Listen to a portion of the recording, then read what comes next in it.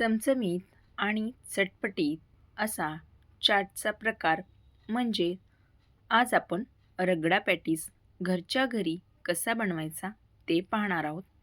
तर ही रेसिपी नेहमीप्रमाणेच साधी, सोपी आणि विशेष म्हणजे घरातल्याच साहित्यातली आज आपण बनवणार आहोत. एकदम साध्या आणि सोप्या पद्धतीने आजची ही रगडा पॅटीसची रेसिपी मी तुमच्यासोबत शेअर केली आहे. तर तुम्हाला नक्कीच आवडेल. व्हिडिओ शेवटपर्यंत नक्की पहा. तर मंडळी, लगेच आपण व्हिडिओला सुरुवात करूयात. सगळ्यात आधी इथे आपल्याला वटाणे घ्यायचे आहेत. तर मी इथे वटाणे रात्रीच भिजत घातले होते. तर आपल्याला हे एक 7 ते 8 तासासाठी वटाणे भिजवून घ्यायचे आहेत. त्यानंतर आपल्याला याला पाणी घालून कुकरला 3 ते 4 शिट्ट्या करून घ्यायच्या आहेत. तर मी इथे 4 शिट्ट्या कुकरच्या करून घेतलेल्या आहेत. मस्त आपला वटाणा शिजलेला आहे. हे पहा, अशा पद्धतीने आपल्याला चांगला असा वटाणा शिजवून घ्यायचा आहे. आता आपला वटाणा छान असा शिजलेला आहे. तर त्यामध्ये आपण आता चवीनुसार मीठ घालूयात आणि थोडीशी हळद घालून घेऊया. तर हे पहा, अशा पद्धतीने आता मिक्स करायचं आहे आणि आपला रगडा तयार झालेला आहे. तुम्हाला जर हवं असेल तर तुम्ही याच्यामध्ये थोडंसं बटाटासुद्धा ॲड करू शकतात.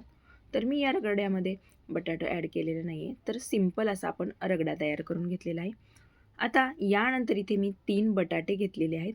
तर आपल्याला याची टिक्की बनवून घ्यायची आहे. बटाटा चांगला मॅश करून घ्यायचा आहे आणि त्यामध्ये थोडीशी हळद घालायची आहे, लाल तिखट घालायचं आहे आणि चवीनुसार मीठ घालायचं आहे. आता मीठ घातल्यानंतर यामध्ये 2 चमचे मी कॉर्नफ्लॉवर घातलेला आहे आणि 1 चमचा आपल्याला तांदळाचं पीठ घालायचं आहे. यामुळे या टिक्कीला खूप छान अशी बाइंडिंग येते आणि चव देखील खूप छान येते.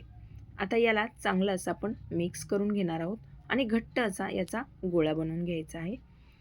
तर हे पहा, अशा पद्धतीने मी इथे गोळा बनवून घेतलेला आहे.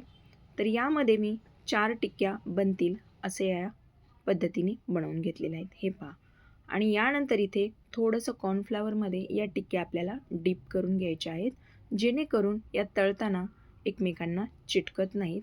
आणि या तळल्यानंतर किंवा मग तुम्ही जर याला फ्राय केलं किंवा मग तव्यामध्ये थोडंसं तेल टाकून याला शेलो फ्राय जर केलं तर हे एकमेकांना चिटकत नाहीत. त्यामुळे आता इथे मी तवा गरम करायला ठेवलेला आहे. त्याच्यामध्ये थोडंसं तेल घातलेलं आहे. आपल्याला जास्त असं डीप फ्राय नाही करायचं आहे, पण याला शॅलो फ्राय करून घेणार आहोत. हे पहा, कमी गॅसवरती याला छान असं आपण भाजून घ्यायचं आहे. एकदम गॅसची फ्लेम स्लो ठेवायची आहे आणि या तेलामध्ये चांगल्या अशा या टिक्क्या भाजल्या गेल्या पाहिजेत. एकदम हलक्या हाताने याला पलटून घ्यायचं आहे आणि हे पहा, तुम्ही पाहू शकता रंगसुद्धा किती सुरेख आलेला आहे. तर आता आपण याला साईडला काढून घेऊया. आता यामध्ये आपण रगडा ॲड करणार आहोत. तर हे पहा, अशा पद्धतीने यावरती आपण रगडा घालून घ्यायचा आहे. थोडा थोडा रगडा याच्यावरती ॲड करायचा आहे पॅटीस बनवण्यासाठी. आता यानंतर इथे बारीक कट केलेला कांदा घालायचा आहे. होईल तेवढा कांदा बारीक करायचा आहे. आणि आता यावरती थोडंसं टोमॅटो देखील घालायचं आहे. आता टोमॅटो ॲड केल्यानंतर इथे ग्रीन चटणी मी बनवून घेतलेली आहे. हिरवी चटणी यावरती ॲड करायची आहे. आता हिरवी चटणी ॲड केल्यानंतर थोडीशी चिंचगुळाची जी लाल चटणी असते तीसुद्धा मी इथे बनवली होती, तीसुद्धा यावरती आपण ॲड करणार आहोत. आता थोडासा इथे चाट मसालासुद्धा ॲड करायचा आहे. चाट मसाल्यामुळे खूप छान अशी चटपटी या पॅटीसला चव येते. थोडंसं मीठ घालायचं आहे. मीठ आकारानेच घाला, कारण आपण वटाण्यामध्ये शिजतानासुद्धा मीठ घातलं होतं आणि टिक्कीमध्ये सुद्धा मीठ घातलेलं आहे. आणि वरून थोडीशी बारीक पिवळी शेव घालून घ्यायची आहे. तर हे पहा, मस्त आपला घरच्या घरी अगदी झटपट पद्धतीने रगडा पॅटीस बनून तयार झालेला आहे. हे पहा, तर आता आपली मुलं बाहेरचा रगडा पॅटीस कधीच मागणार नाहीत.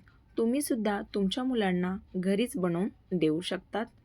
तर मंडळी, तुम्हाला आजची ही रेसिपी कशी वाटली मला कमेंटमध्ये नक्कीच कळवा.